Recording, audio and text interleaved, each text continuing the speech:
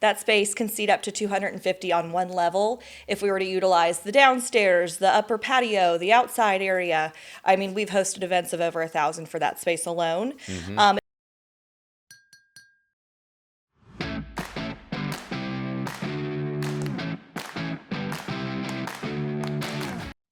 Hey everybody, welcome back to another episode of Roswell Brew Talks, sponsored by Wellstar North Fulton Hospital. Always appreciate their support on these projects, and particularly with Roswell Brew Talks as our presenting sponsor. And we have a great guest today because we are talking all things hospitality industry. Margaret with Ivy Hall, Roswell Mill Club, really one of our top performing special event venues here that has a lot of great history to it as well. And we're going to jump in and talk about the types of business they're seeing, some of the trends that they're seeing, and really kind of what's going on in the wedding industry. But in addition to that, really the corporate sector too, associations, any groups that really want to hold a function in one of those facilities in Roswell. And it really is a really cool area. So Margaret, it's great to have you on. Welcome aboard. Thank you so much for having me. You got it. You got it. So let's start off just by talking about kind of the history of the Roswell Mill Club, Ivy Hall. You know, two separate venues. I mean, people kind of don't understand sometimes the breakdown and the difference between both. So what's the lay of the land with how those operate? Yeah, so we have the two special event facilities.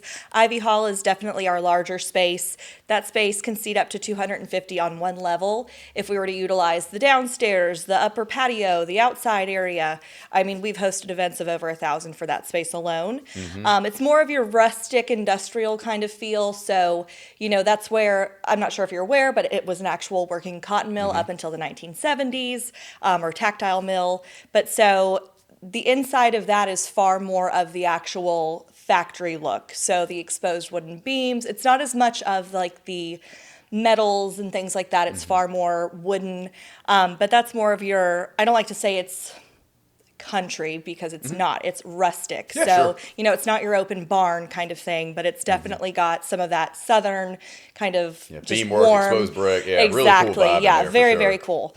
Where Roswell Mill Club, I like to say, is more of our traditional kind of feel, while it's still got a little bit of that industrial aspect to it, you know, still open exposed ceilings, but that actually does have the metal up in the ceilings there. The lighting's beautiful. Both spaces look over the actual park itself. The fall obviously is going to be, you know, just immaculate. It's perfection out there for sure. Yeah. But Roswell Mill Club can seat about 180 to 200 comfortably inside.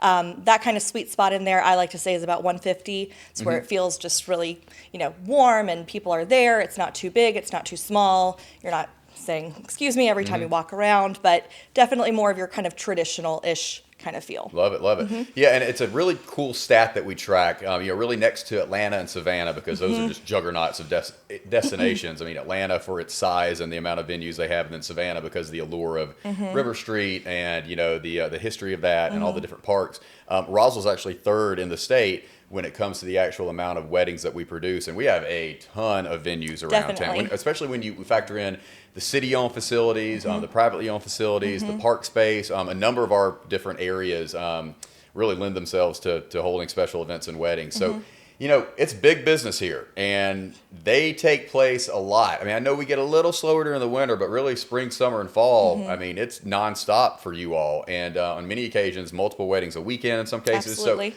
what does that look like? Talk about the actual, you know, influx of business and how you guys are running 90 miles an hour pretty much the majority of the year. Yeah, definitely. So you're going to have your peaks throughout the year as far as, okay, now it's engagement season. So we're kind of coming at the end of that right this second where, you know, everybody gets involved or engaged, Thanksgiving, Christmas, New Year, Valentine's, all of those holidays, people are getting engaged. So then as far as like January through March, we're all systems go as far as touring's concerned. So those tourings are booking for, you know, it's funny because they'll come and be like, oh, I just got engaged and I want this October, or I want a Saturday. And it's like, that's really cute. No. Yeah. No, you 100%. can get next October, but that's not happening this year. That's right. But so as far as the actual double events go, with the two spaces, yes, we will most likely have an event going on at both spaces. Even though they're on the same property, they're on opposite sides. Yep. You'll never see each other, hear each other, anything. totally separate, nothing shared between the two. And our biggest rule is that we'll never start two events at the same time. Therefore, we're not having, vendors all show up at the same time, guests. God forbid we had two brides show up at the same time and see each other, which, is always going to be no, we don't want that to happen. It's your day, and we make sure of that. And load in and load out is crazy. And, having produced events in a previous career, I mean, it's a lot of moving parts. I mean, people kind of show up and they're like, oh, it looks great. But they don't think about, the trucks that come in, the production companies, linens, centerpieces. I mean, it's a whole host of things. And you bring in the bands or DJs. Absolutely. And you've got, electrical needs. And we haven't even talked about food and beverage and what that looks like. I mean, some require a full kitchen, some want a warming kitchen. I mean, there's a whole different, really hodgepodge of things that take place. And we're going to come back around to that. But I want to talk about, because you hit on something, as far as, 150 people, 200 people, you mentioned like 1,000 people, I'm assuming like with reception or theater style maybe for one of those larger events. Where are you seeing the people come from? Is it mostly local or is it all over the Southeast and beyond? It is all over the Southeast and beyond. Good. It is not at all a consistent, we're all here in Roswell. Right. Most of the time, if it's somebody who, because on our inquiry list, it says, how did you hear about us? 9 times out of 10, it's, somebody else saying, somebody told us about you. And sometimes we'll have the local. But even when they say they're local, it's not that they're here necessarily. Right. It's that their family's from here. They don't even know, like they no longer live here. Yeah. But, they've come back because they loved the area. They know the history of the space. My cousin got married there 20 years ago, and so I just loved it, and I wanted to come back, things like that. Yeah, sure. And, for us, one of the things we've been kind of beating this horse to death about is we get a lot of business, and we can track that business directly to the hotels. They talk to us, say, hey, we got wedding parties coming in this weekend, short-term rentals, Airbnb, Vrbo. Personally, we'd like to keep more of the business here. We surveyed you guys a couple years ago, and I think, really the average number of guests needing overnight accommodations that don't stay in Roswell is like 50%. Yeah. And it just speaks to the fact that, look, we need more full-service space. hotels. We need more upper upscale luxury hotels. Because, if they're spending that kind of cash at Ivy Hall, Naylor Hall, Primrose, wherever the case, they expect to have a great quality hotel as well. And, that's something we continue to work for. Not that we don't have great hotels as is, but there's always the need for more upper upscale luxury product that really speaks to the wedding industry. And so, that's one of the things during our tours. We go over the local hotels in the area, shows which ones we'll shuttle to and from, things like that. And actually, Ted Basco with the Visitors Bureau, or Visit Roswell, I'm sorry, adore him. He's the best. He's great. I send every single client that walks through our door that receives a tour packet, I say, be sure to talk to him if you have any out-of-town guests who will need to be here, because we want everybody to stay in Roswell, eat in Roswell, do all things Roswell, because there's so much to do here. And unfortunately, like you said, there are obviously some, locations here, but not enough. We need something that is more of this is an experience for the weekend. It's not just your, Econo Lodge. They're dining near the hotel where they're staying. They're shopping near the hotel where they're staying. And if we can't keep them here, then they're going to experience that somewhere else. And that's going out of our economy. That's right. Yeah. So we're working on that. We're working on that for sure. And I want to thank you, too, because thanks for the plug for Ted. He does a fantastic job. Oh, yeah. Love him. And we take our mobile visitor center down to your client events. Yes, you do. I mean, you have those, is it quarterly? Just about. We're trying to get to more, 3 times a year if we can. But yeah, we love having you guys out there. And it's a way to network, brings the brides in, they get to meet with vendors. We provide information. We pick up a ton of overnight room blocks off of that. So thank fantastic. you. Good. I just want to, we value that and appreciate absolutely. that. Thank you. And now I want to talk about kind of the fun stuff a little bit. We're kind of all over the place. Yeah. I love it. Food and beverage, AV, decor, whatever you want to go with.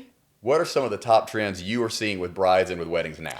So at the very moment, food and beverage wise, you're going to have the signature cocktail. That's your biggest thing. That is the number one question when I show them our bar menu. Can we do a signature drink? Absolutely. As long as it's within this perimeter, there's no cost associated, whatever it may be. Yeah. But then say we need like the essence of like an angel wing, like things like that. Yeah, sure, there's going to be some kind of associated thing.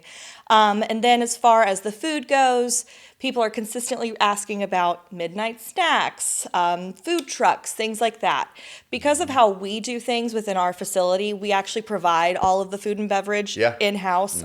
Both of our facilities have their own actual kitchen. That's what really sets us, sets us apart from pretty much 90% of the venues, even within this area. Right. Most of those spaces are having to bring their food from outside. Yeah. Therefore, not to like harp on anybody else, it's not as high of a quality because it's, been prepared 6 hours prior, sitting in a hot box for 4 hours and then getting soggy. And then, God forbid, everybody goes through the dinner service lines and you run out. Yeah, sure. We don't run out of food. That's a very, very, very big deal for us. But because of how we do everything, our food is throughout the entire evening.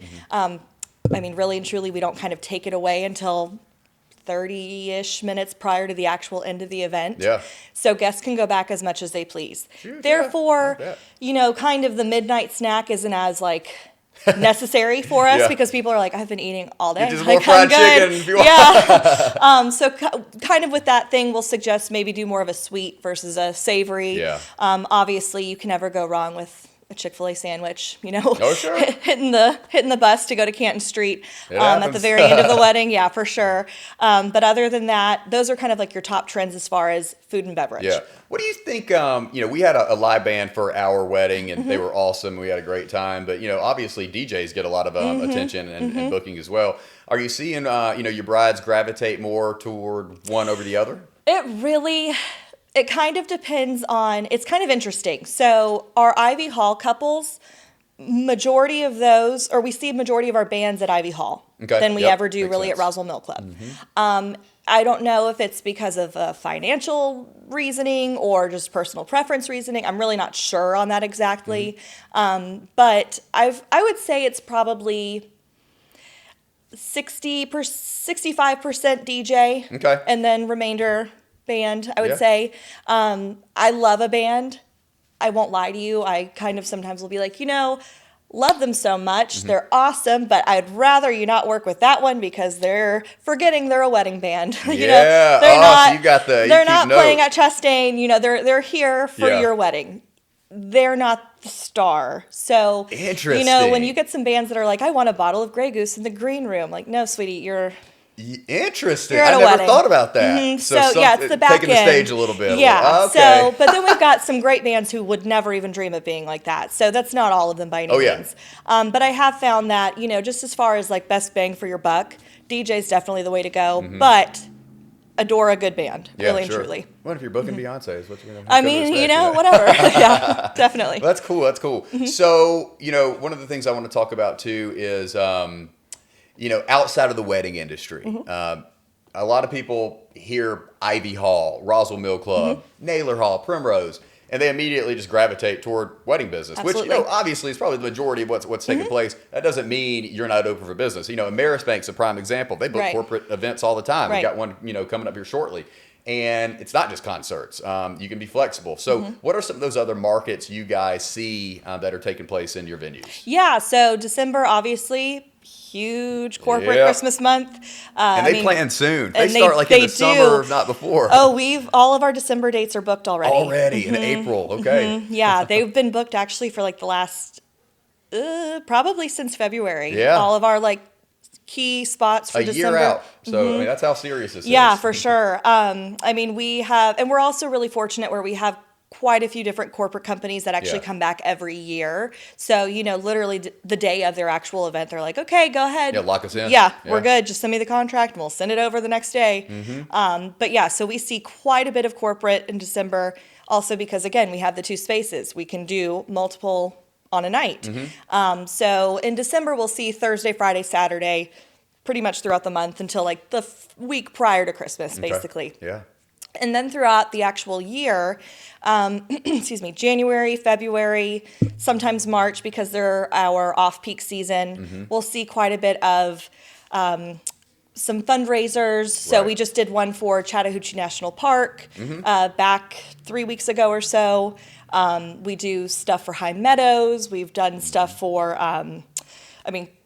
I can't even think of all of them We at were the talking moment. about Sunshine on a Rainy Day. Yeah, Sunshine on a Rainy recently. Day. Yeah. That's more in the summer that we'll do them. Yeah. But tons and tons of different fundraisers and things like that during our off-peak Yeah. seasons. So really, you don't ever have a downtime. No, I mean, not between really, like but the that's actual okay. weddings themselves Yeah. and booking the site visits, and the tours, you're nonstop. Yeah. Well, and I'll end it with two kind of fun questions. I'm not going to attack the Bridezilla question because I know you've got those, and we're not going to put anybody on blast No, like Ivy that. Hall and Roswell Mill Club brides they're all great. Yeah, they're yeah, all great. I bet every single I've one never of had them. a single Bridezilla, never. Right. No, not once. But no. you've seen a lot of different special events and weddings taking place. Give me something that you were just like, wow, that is one of the crazier situations I've ever been in. Or whether it was, with the party itself, or maybe something happened with vendors or decor, what's something that you were like, we got to make some adjustments here and get through this. Okay, so we recently did an anniversary party for a large company in the area. We had, I want to say, 400 or so people in attendance at that space or at that event. Yeah, it was definitely a larger scale, to the point where we had to tent the entire deck space of Ivy Hall. Oh, wow. And if you've ever seen the space, it's enormous. And tinning is not cheap. It is not cheap, no. And it was in the middle of the summer. Yeah. And we had to cool that tent. So the actual production of that was something that I've never seen before. It was a really, really cool thing to actually be a part of. Yeah. But the actual air conditioning itself, I mean, it was the size of literally a tractor trailer. Yeah. So bringing all of that in was a little hectic, dealing with the vendors and, attitudes on like, well, you're not doing this at this time that we want to come in and this time that we want to come in. That's kind of where we see, if we're going to see some like little rubs kind of things, yeah. It's everybody thinks they're the most important key player. That's right. And sometimes you have to put people back and be like, you're not though. And you are the miracle worker. We have to be. Yeah. And so, say a band didn't get paid in time at this event. It then became my fault, even though I had absolutely nothing to do with that. Yeah. So I got the harsh lashing for the band's not going on yet. Shame on you, we'll say is what was said. Oh, man. And, you just, at the end of the day, you just take it for a moment and you say, okay, well, I'll be sure to do what I can. Yeah. I'm sorry, that actually has nothing to do with me, but I will make it right. That's it. And it's we never did. perfect. I mean, like, obviously you want a day like that to be perfect. I mean, there's a lot that goes into it, but at the end of the day, people are all humans. You're still, your concerns and your impacts come from the environment, things that are out of control. I mean, there's a number of different things, right? Well, one final question, and it's kind of a follow-up to that, but the opposite. What's one of the cooler experiences you've seen where somebody's either tricked out Ivy Hall or Roswell Mill Club or just done something really fascinating that you're like, we've never had that happen before? Well, one of my favorite just like simple things is when they'll utilize the grandmothers as the flower girls. I just think that's adorable. Yeah. They call them the flower grands. But I just think that's really sweet to like bring them in because normally they're not, sort of honored as far as the wedding's concerned. And quite a few people, their grandparents play a pretty key role in their life. But other than that, I would say, at this point, I've been a part of 500 plus weddings, I would think. But really and truly, it's when I get to form relationships with my couples that isn't just a face to, it's not just like, hey, it's so good to see you, happy wedding day, blah, blah, blah. It's an actual relationship with them. Yeah. Like I've even gotten drinks with some of my brides on Canton Street before. Yeah, after their weddings and things. And I'm friends with, I don't even know how many at this point on Facebook, and I get to see, oh, they're having a baby or, things like that. It's just cool to be able to see all of that take place.